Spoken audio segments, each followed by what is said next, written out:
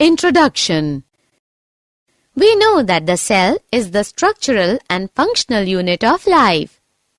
Do you know what does it actually mean? It means a single cell can perform all basic functions of life. Example, movement, intake of food and respiratory gases, respiration, excretion. Okay, it is true for a single-celled or unicellular organisms. But what happens when there are so many similar cells as in multicellular organisms? In multicellular organisms, these cells are specialized to carry out a few functions efficiently. Each specialized function is done by a group of cells. Yes, I remember that nerve cells carry message from the brain to every part of the body. Muscle cells contract and relax so that movements are caused. Blood flows to transport oxygen, food, hormones, and waste materials. Plants are also living organisms, and xylem and phloem cells conduct food and water from one part to another. It is said that in multicellular organisms there is division of labor. I do not understand what does it exactly mean. Division of labor means that a particular function is carried out by a group of cells at a definite place in the body. This group of cells is called tissue, which are arranged and designed to provide the efficient specialized function. So we can define tissues as a group of cells similar in nature that work together to perform a particular function. Example, nerve tissue. Plant and animal tissue. Plants and animals both are living organisms, but their internal structures are entirely different. Can you tell me why? I know one major difference is that plants are autotrophic. That is, they can make their own food in presence of sunlight, carbon dioxide and water with help of chloroplasts. They are fixed at one place. So the tissues in plants are mainly of such types which give them strength. Some of them are also dead tissues which give mechanical strength. Yes, I know that animals are heterotrophic and have to move around in search of food, mate and shelter. So they need more energy in comparison of plants. That is why most of the tissue in animals are living. One more big difference between plants and animals is pattern growth. The growth in plants is limited to some regions. There are some tissues in plants that divide. Yes, Madhuri. But in animals, the growth is not restricted to some places. It is uniform growth. In animals, structural organization of organ system is more specified and localized. Types of plant tissues. Ankita, do you know that on the basis of their dividing capacity, plant tissues are of two types, meristematic and permanent. Those tissues which divide continuously and help in increasing in length and girth of plants are known as meristematic tissues. These are found only in growth regions of plants. While those tissues which are derived from meristematic tissues but have lost the power of division and have attained their definite forms are permanent tissues. Activity. We can prove that meristematic tissues are found by doing an activity. I will take a glass jar and Ankita, you will also take a similar glass jar filled with water. Then we will place same-sized onion bulb on each jar for 3 days to observe the growth of roots. Yes, we will measure length of roots on day 1, 2 and 3. Then on the 4th day, you will have to cut roots of onion bulb. Then again, place it on the jar. On the 5th day, we will again measure the root length.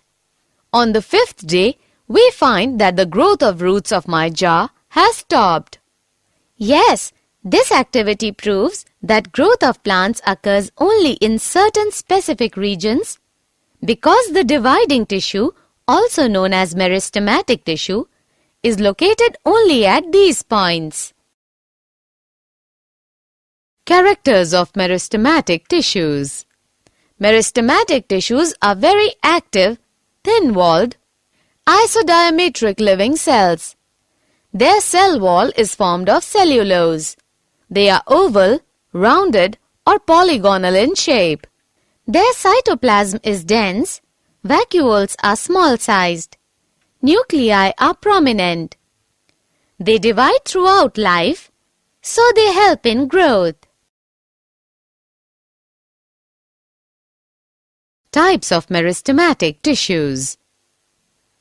Depending on the region where they are present, meristematic tissues are classified as apical, lateral, and intercalary. The tissues present in the growing tips of stems and roots are known as apical meristem.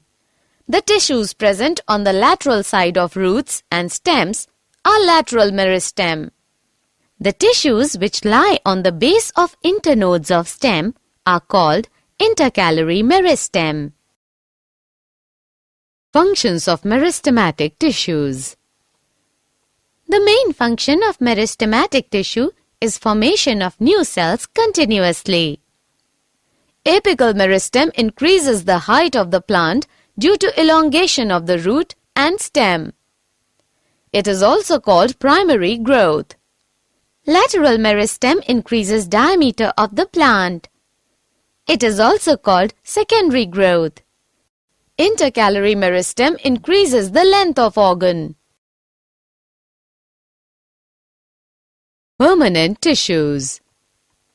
After some duration, meristematic tissues lose their ability to divide and take up a specific role and form a permanent tissue.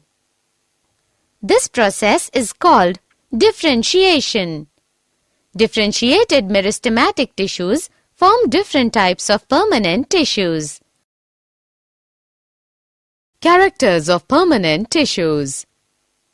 In permanent tissues, cells are thin or thick-walled, living or dead, and mature. The shape of permanent tissues may be oval, rounded, polygonal, or elongated, fiber-like. They have intercellular spaces. Cytoplasm is vacuolated. Because they have lost the power of division, so they do not help in growth.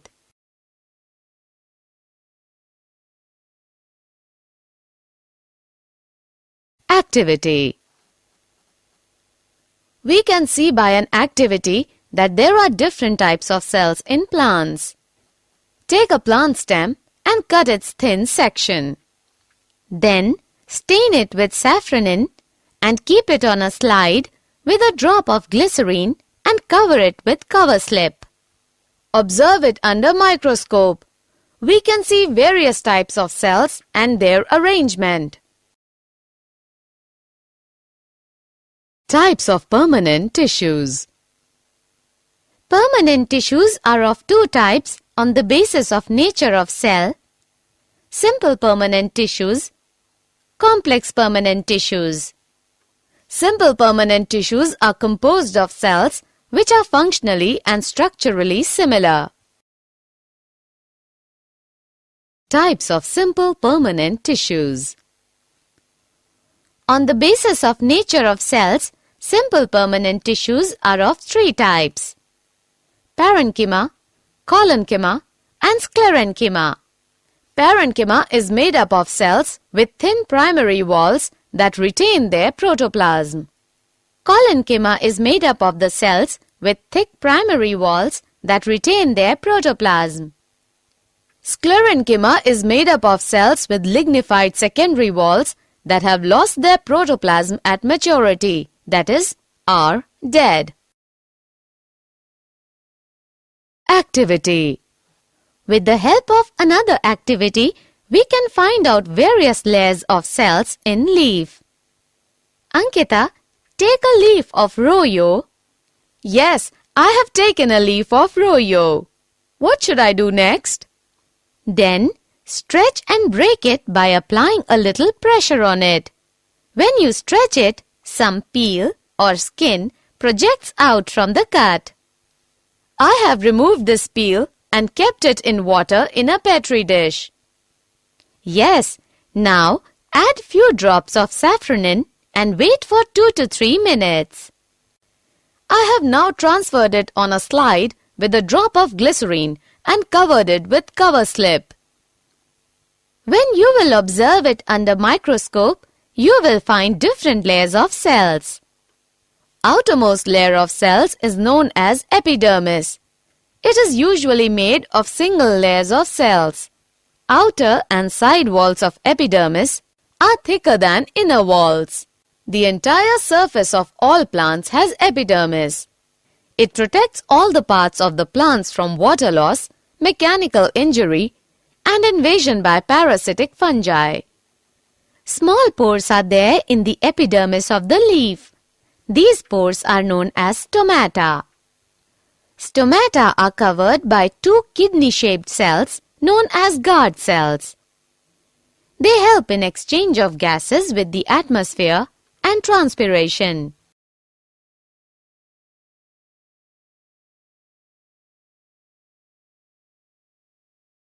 Functions of simple permanent tissues.